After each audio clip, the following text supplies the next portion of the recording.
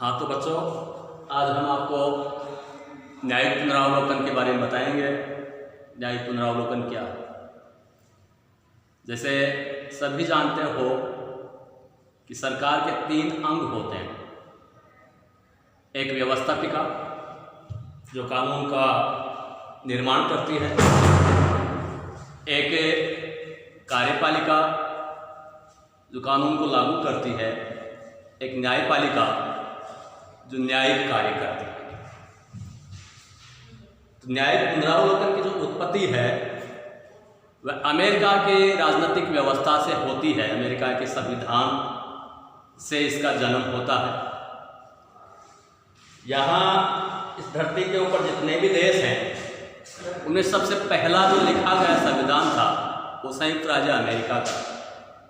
और अमेरिका का जो संविधान है वह शक्ति पृथक्करण के ऊपर आधारित है, मगर साथ ही साथ नियंत्रण और संतुलन का सिद्धांत भी है इसमें। तो अमेरिका के जो संविधान निर्माता थे वो मॉन्टेस्क्यू से बहुत ज़्यादा प्रभावित थे। मॉन्टेस्क्यू ने एक कृति लिखी थी, स्पिरिट ऑफ द लॉज। तो उसमें मॉन्टेस्क्यू ने कहा था कि 3 प्रकार के शक्तियां हैं, तो इनको यूज करने के लिए 3 प्रकार की संस्थाएं होनी चाहिए। तो मॉन्टेस्क्यू के विचारों से प्रभावित होकर अमेरिका के संविधान निर्माताओं ने शक्ति पृथक्करण का सिद्धांत अपनाया। तो अमेरिका में जो तीनों संस्थाएं हैं वो अपने अपने क्षेत्र में स्वतंत्र है, कुछ अपवाद को छोड़कर। तो अमेरिका जब आज़ाद हुआ, जब उनका संविधान लागू हुआ, 1803 तक कोई न्यायिक पुनरावलोकन शब्द की उत्पत्ति नहीं देखी गई। न्यायिक पुनरावलोकन के बारे में नहीं पता था, मगर वहाँ 1803 में एक मुकदमा होता है जिसे मारबरी बनाम मेडिसिन विवाद कहा जाता है। तो मारबरी बनाम मेडिसिन जो विवाद था वो कोई नियुक्ति से संबंधित विवाद था। तो वहाँ चीफ जस्टिस जो मार्शल था उन्होंने निर्णय दिया कि व्यवस्थापिका और कार्यपालिका के जो कार्य हैं उनकी वैधता की जांच करने की जो शक्ति है वो न्यायपालिका के पास है। तो यहीं से न्यायिक पुनरावलोकन का सिद्धांत निकलकर सामने आता है। और अमेरिका के बाद में जितने भी देश आज़ाद हुए या जिन्होंने संविधान बनाया, न्यायपालिका को सर्वोच्चता और सम्मान का दर्जा दिया, तो वहाँ की राजनीतिक व्यवस्थाओं में भी न्यायिक पुनरावलोकन का सिद्धांत प्रचलन में है। तो यहाँ सबसे पहले तो ये क्लियर हो गया कि न्यायिक पुनरावलोकन का सिद्धांत अमेरिका के संविधान से इसकी उत्पत्ति देखी जाती है। मगर आप एक बात और देखिए कि कोई भी देश का जो संविधान है वह लिखित रूप में न्यायिक पुनरावलोकन के बारे में नहीं कहता है, ना भारत का संविधान ना अमेरिका का संविधान। मगर इन संविधानों का जब हम अध्ययन करते हैं तो कुछ ऐसे आर्टिकल निकल कर सामने आते हैं जो इस कथन की पुष्टि करते हैं कि यहाँ की न्यायपालिका को न्यायिक पुनरावलोकन का अधिकार प्राप्त है। अब सिंपल में सबसे पहली बात यह है कि न्यायिक पुनरावलोकन क्या है। तो अगर साधारण शब्दों में कहा जाए, बस छोटी परिभाषा दी जाए, तो इसको इसी हिसाब से कहा जाता है कि न्यायपालिका की वह शक्ति जिसके माध्यम से वह कार्यपालिका और व्यवस्थापिका के कार्यों की वैधता की जांच करती है। कार्यपालिका और व्यवस्थापिका और कार्यपालिका के कार्य संविधान के अनुकूल है या प्रतिकूल है।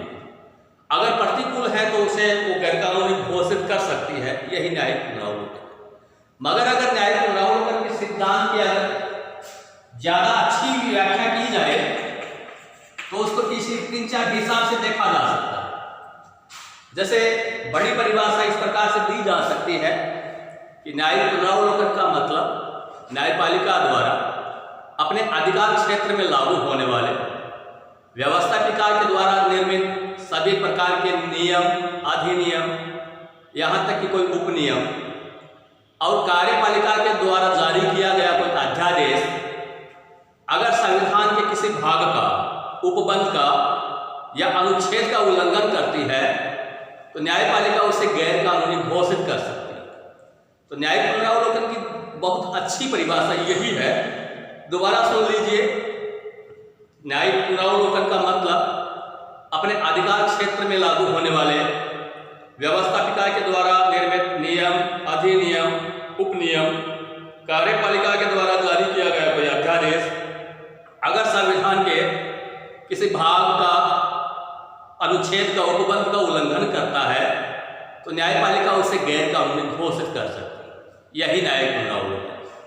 अब न्यायिक पुनरावलोकन का जो परिचालन सिद्धांत है वो, उसकी व्याख्या हम दो हिसाब से करते हैं कि न्यायपालिका न्यायिक पुनरावलोकन का जो सिद्धांत है वो दो मेथड्स के आधार से कैसे एक्टिव होता है। एक मेथड्स, एक सिद्धांत अमेरिका में प्रचलन की स्थिति में है, दूसरा जो सिद्धांत है वो इंडिया में प्रचलन की स्थिति में है। तो यहाँ पहला जो सिद्धांत है वो है कानून की उचित प्रक्रिया। ये अमेरिका की राजनीतिक व्यवस्था में प्रचलन की स्थिति में है, या ये कहा जाए कि अमेरिका में न्यायपालिका न्यायिक पुनरावलोकन की शक्ति का जो उपयोग है वो कानून की उचित प्रक्रिया के तहत करती है। और एक है कानून के द्वारा स्थापित प्रक्रिया, जो इंडिया में की राजनीतिक व्यवस्था में प्रचलन में है। तो बेसिकली कानून के द्वारा स्थापित प्रक्रिया है वह है जापानी शब्दावली है, मगर भारत ने क्या है कि इसको अडॉप्ट किया है। जब आप संविधान पढ़ोगे भारत का तो हम आपको बताएंगे बहुत सी ऐसी चीजें हैं जो हमारे जो संविधान निर्माता थे, हमारे जो पूर्वज थे, उन्होंने विदेशी जो संविधान है उनकी अच्छी अच्छी बातों को ग्रहण किया है ताकि हमारा संविधान दी बेस्ट बन सके।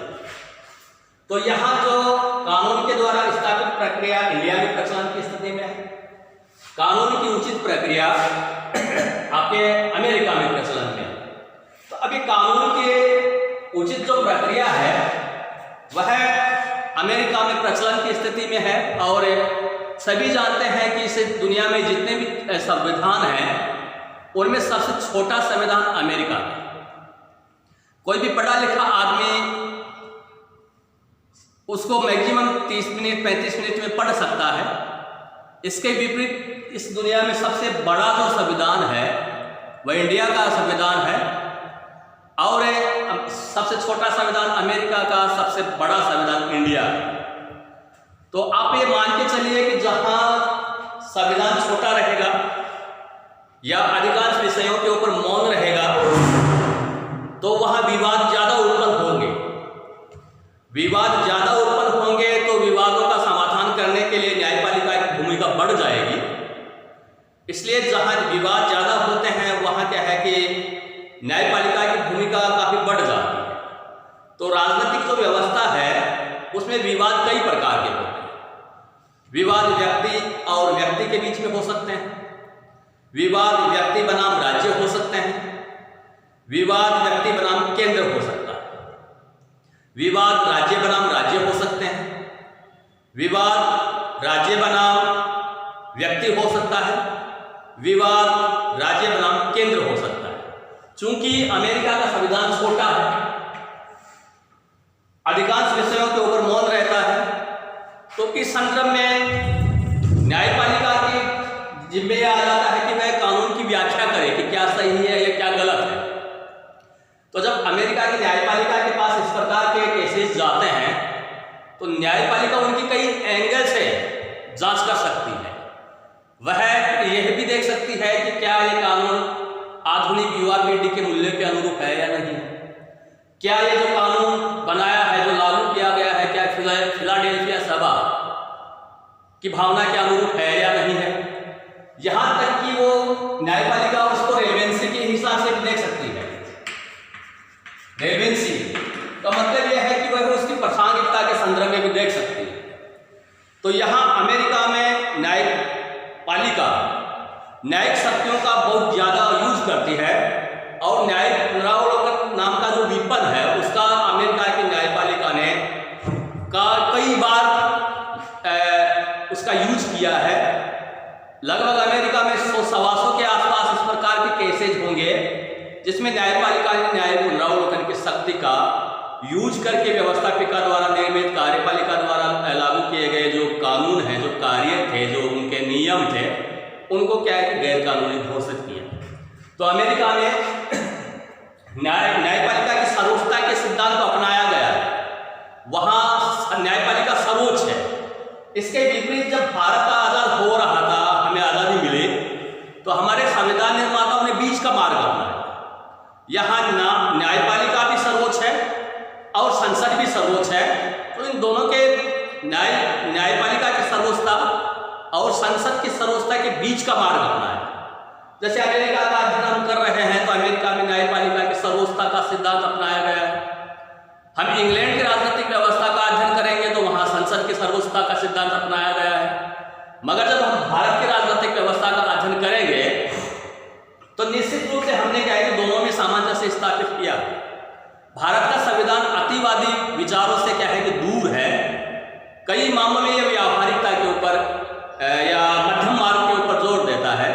तो यहाँ जैसे हम आपको फेडरल सिस्टम पढ़ाएंगे तो वहाँ भी हम आपको अच्छी अच्छी बातें बताएंगे कि वहाँ संघात्मक और एकात्मक के बीच का मार्ग अपनाया है। तो यह कानून के द्वारा स्थापित जो प्रक्रिया है, वैसे कि जापानी शब्दावली है, मगर ये इंडिया में प्रचलन की स्थिति में। अभी जैसे मैं आपको बता रहा था कि इंडिया का जो संविधान है सबसे बड़ा संविधान है। हमारे संविधान निर्माताओं ने जानबूझकर भारत के संविधान को बड़ा स्वरूप प्रदान किया।